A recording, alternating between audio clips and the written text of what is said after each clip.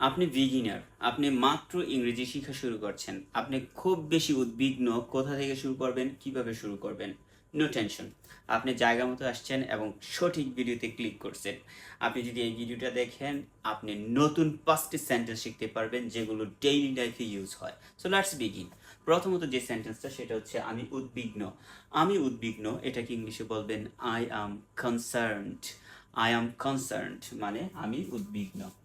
খুব সুন্দর করে বলবেন I am concerned. I am concerned আমি উদ্বিগ্ন। এরপর যে সেন্টেন্সটা আছে সেটা হচ্ছে আমি অনুগত।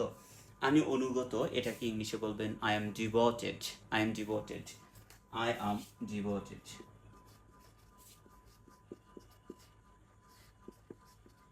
আই অ্যাম ডিভোটেড আমি অনুগত।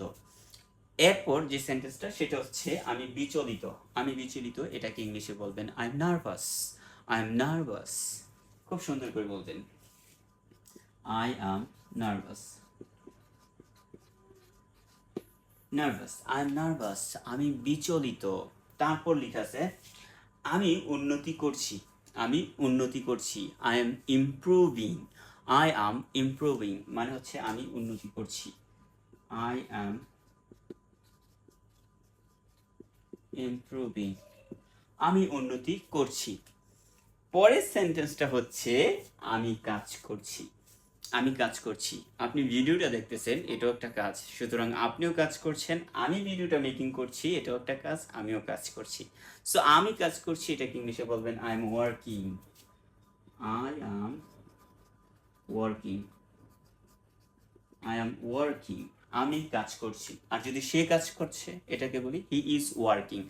তারা কাজ করছে, দে আর ওয়ার্কিং। তুমি কাজ করছো, ইউ আর ওয়ার্কিং। ওকে, আশা করি এই 5টি সেন্টেন্স আপনার একেবারে সহজে মাথার ভিতর গেঁথে গেছে।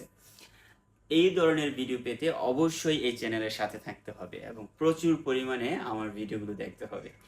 আমার ভিডিওগুলো দেখলে অবশ্যই ইংলিশে এক্সপার্ট হবেন ইনশাল্লাহ। I guarantee you. See you next time. Bye by.